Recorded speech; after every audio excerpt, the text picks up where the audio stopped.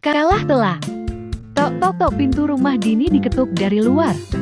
Assalamualaikum, ucap seseorang dari luar. Waalaikumsalam, sahut Pak Zain yang langsung berdiri dan beranjak ke arah pintu. Randy duduk dengan cemas. Tubuhnya tak bisa diam. Dia seperti seseorang yang sedang menderita ambeien, duduknya tak tenang. Dia tahu, itu adalah orang tuanya. Bagaimana Randy akan menjelaskan pada mereka jika Randy harus menikahi seorang gadis hanya karena salah masuk kamar? Randy menoleh kepada Dini yang duduk di samping ibunya. Gadis itu kebetulan juga menatap padanya.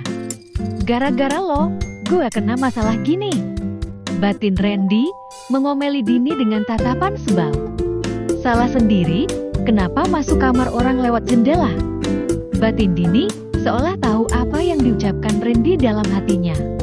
Randy memelototi Dini, sangat marah pada gadis itu. Tapi Dini bukannya takut, dia malah menjulurkan lidahnya menginjek Randy, membuat Randy semakin kesal hingga mengepalkan jari-jarinya. Orang tua Randy masuk setelah dipersilakan oleh Pak Zain. Mereka dipersilakan duduk. Ada apa ini, Ran? Kenapa kamu tiba-tiba telepon papa malam-malam begini? Dan kamu ngapain di rumah ini? Pak Yohan langsung memberondong putranya dengan pertanyaan beruntun. Iya, ada apa sebenarnya? Bu Jumela ikut menimpali dengan wajah herannya. Randy tak menjawab, dia sangat bingung harus berkata apa pada kedua orang tuanya. Begini, Pak, anak bapak dan ibu ini tadi membuat kegaduhan di rumah kami, sehingga kami ingin memberikan pelajaran padanya agar kapok. Makanya, saya meminta Randy untuk menelpon bapak dan ibu untuk menyelesaikan masalah ini. Tutur Pak Zain memulai. Membuat kegaduhan apa, Pak? Tanya Bu Gemila tak mengerti. Anak ibu ini masuk ke kamar anak saya dengan cara menerobos masuk lewat jendela. Dia juga membekap dan menindih tubuh anak saya di atas kasur. Anak saya menjerit ketakutan, sehingga kami cepat-cepat berlari ke kamarnya, dan itulah yang kami lihat. Pak Zain menjelaskan awal mula Randy berada di rumahnya. Apa itu benar, Ran? Tanya Pak Yohan dengan tatapan murka. Randy mengangguk, memang itulah yang terjadi. Astagfirullah. Pak Yohan dan Bu Jemila berucap sambil mengusap dada. Tapi Randy bisa jelaskan, Pak? Mah, ini nggak seperti yang kalian kira. Ini cuma salah paham. Randy memberanikan diri berkata untuk membela dirinya. Jelaskan jika memang ada alasan. Kenapa kamu berada di kamar gadis itu? Pak Yohan tampak sangat murka dan malu. Randy sedikit gugup, tapi dia tak bisa diam saja. Dia harus memberikan klarifikasi atas kesalahpahaman yang terjadi. Kenapa diam? Ayo jelaskan, biar papa dan mama bisa dengar dari mulut kamu sendiri. Pinta Pak Yohan, nada suaranya sangat tinggi, membentak anaknya. Randy menarik nafas dalam, lalu membuangnya lewat mulut. Ini hanya salah paham, Pak. Mah, Om, Tante. Aku bisa jelaskan secara rinci apa yang terjadi tadi di kamar Dini. Ucap Randy bersiap. Orang tua Dini dan orang tuanya siap menyimak penjelasan Randy. Sebenarnya, tadi aku dan teman-teman pergi ke lapangan bola untuk main bola di sana. Tapi di sana aku ketemu sama anak-anak geng Supernova, mereka itu musuh kami. Di sana terjadi sedikit masalah, karena salah satu temanku memukul anak geng Supernova yang mengejeknya. Karena salah satu anggotanya terluka, ketua gengnya marah, sehingga mereka menyerang kami balik. Aku dan teman-teman gak bisa biarin mereka menindas kami, jadi kami melawan. Terjadilah perkelahian antara kami, tapi karena anggota kami cuma 4 orang, sedangkan anggota geng Supernova 8 orang, akhirnya kami kalah jumlah, sehingga kami berusaha menyelamatkan diri dengan melarikan diri dari lapangan. Randy menghela nafas untuk memberikan jeda pada ceritanya. Kami berpencar saat kabur, aku dan teman-teman kabur dari sana tanpa membawa motor kami. Aku berlari sebisaku, tapi anak geng Supernova yang mengejarku lumayan banyak jumlahnya, yaitu 4 orang, sehingga aku nggak bisa lari terlalu jauh karena tenaga hampir habis. Saat itulah, aku melihat rumah ini. Aku secara spontan masuk ke halaman belakang mengendap-endap. Aku lihat kamar Dini lampunya padam. Aku pikir Dini udah tidur. Jadi aku mengendap-endap berjalan di depan kamarnya untuk bersembunyi dari anak-anak itu. Aku nggak tahu kalau Dini masih bangun. Pas aku dengar dia teriak karena lihat bayangan aku refleks membuka jendela kamarnya secara paksa dan masuk. Niatnya supaya Dini jangan berteriak karena aku bukan maling. Lanjut Randy. Lanjutkan, pinta Pak Yohan. Tapi Dini malah berteriak makin kencang. Ya udah aku bekap mulutnya aja. Tapi karena Dini terlanjur tadi berteriak, papa mamanya dengar dan mereka langsung masuk ke dalam kamar Dini. Sebelum om dan tante masuk, aku yang gugup gak tahu harus gimana. Jadi aku secara spontan mendorong tubuh Dini hingga terjatuh ke tempat tidur. Jelas aja itu terlihat seolah aku mau memperkosa dia pas om dan tante masuk. Randy mengakhiri ceritanya yang panjang lebar tentang kejadian sebenarnya. Dia tak mau dihakimi begitu saja tanpa melakukan pembelaan. Tapi tetap saja, kamu telah menyentuh anak saya. Kamu membuat anak saya takut dengan membekap mulut dan menindih tubuhnya.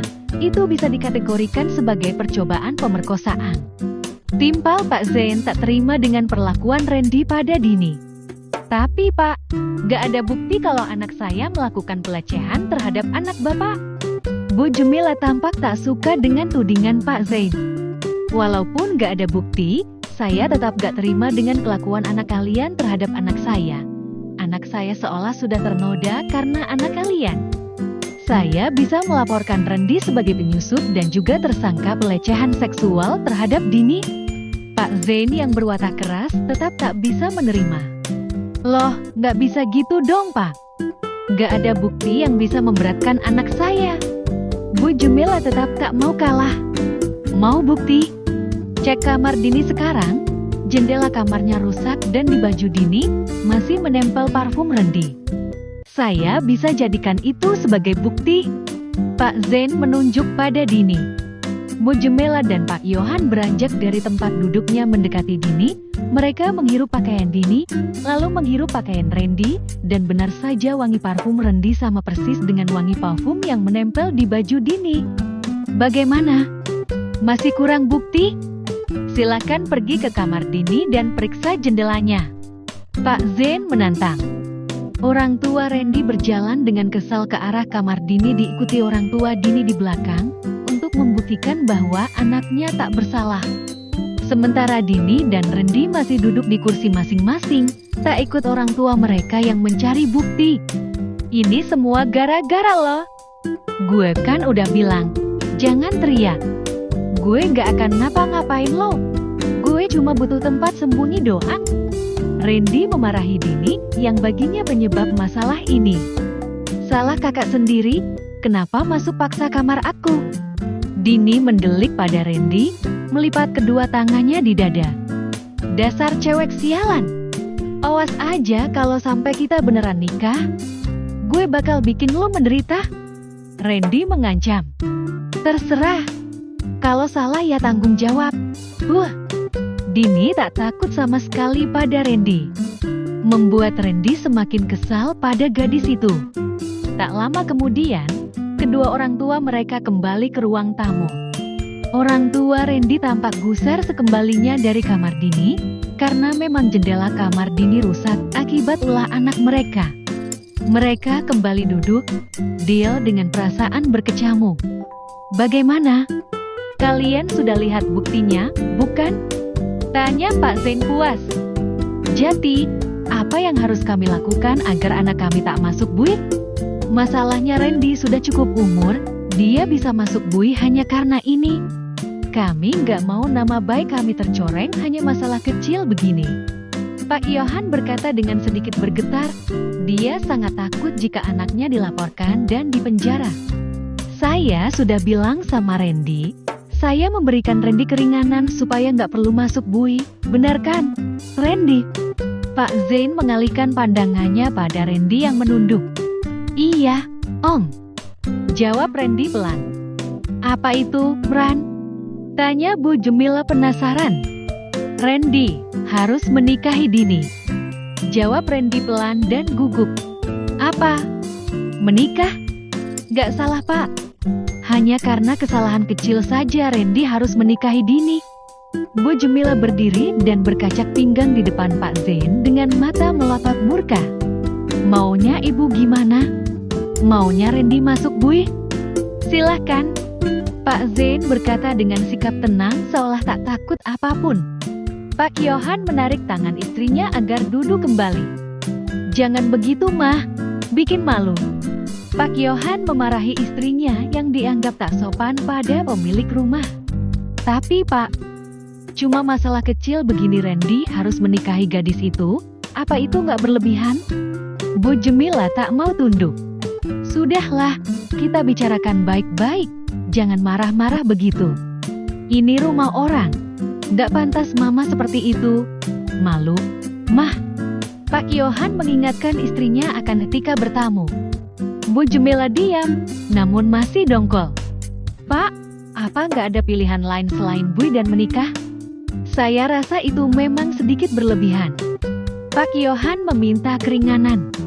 Maaf, tapi itu yang saya inginkan. Walaupun tak terjadi pelecehan secara langsung, tapi itu tetap membuat anak saya merasa ternoda. Kelakuan Randy membuat Dini ketakutan, hingga dia menangis kencang di pelukan ibunya. Saya hanya tak ingin nantinya anak saya tertekan. Pak Zain menjelaskan perihal mental anaknya. Tapi, mereka masih pelajar, Pak. Mana mungkin bisa menikah? Pak Yohan masih bernegosiasi. Kita bisa nikahkan mereka secara siri. Setelah mereka dewasa nanti kita bisa mendaftarkan pernikahan mereka ke KUA. Pak Zain tetap tenang, seakan tak memberikan celah untuk orang tua Randy menolak. Kedua orang tua Randy saling tatap, seolah mereka tengah bertukar pendapat lewat tatapan. Tampak sekali mereka bingung. Ya sudah, kalau itu yang Bapak mau, kami bisa menikahkan Randy dengan Dini, tapi dengan satu syarat. Pak Yohan berkata pada Pak Zain. Syarat apa? Tanya Pak Zain. Saya mau pernikahan mereka dirahasiakan dari orang luar karena mereka masih pelajar. Itu akan membuat status mereka sebagai pelajar terganggu.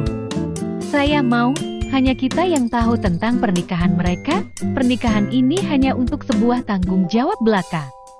Setelah dewasa, Randy bisa menikahi Dini dengan sah secara hukum dan agama. Pinta Pak Yohan.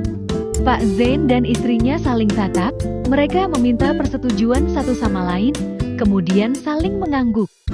Baik, kami terima syarat dari kalian. Tapi Randy tetap harus bertanggung jawab penuh atas hidup Dini setelah menikah, termasuk nafkah yang wajib diberikan kepada Dini setiap bulan. Karena Dini setelah menikah akan saya lepas dari tanggung jawab saya. Pak Zain setuju, namun tetap dengan pertimbangan untuk anaknya. Baik, kami setuju. Pak Yohan setuju. Jadi, kapan mereka akan dinikahkan? Tanya Pak Yohan. Besok malam saja, supaya kita bisa mempersiapkan segalanya dengan matang. Karena walaupun ini hanya pernikahan siri, tapi saya tetap ingin anak saya dinikahi secara baik-baik layaknya anak perawan lainnya. Karena ini berarti akan menjadi momen penting dalam hidupnya. Jelas Pak Zain. Baiklah, kita sepakat untuk menikahkan anak kita. Saya harap masalah ini selesai. Pinta Pak Yohan. Tentu, masalah akan selesai setelah mereka menikah. Jawab Pak Zain mengulas senyum santai. Setelah direncanakan, pernikahan keduanya akan dilaksanakan besok malam. Akhirnya orang tua Randy dan juga Randy berpamitan pulang. Mereka harus menerima kekalahan setelah ngotot terus-menerus. Mereka tak bisa melawan Pak Zain yang keras kepala.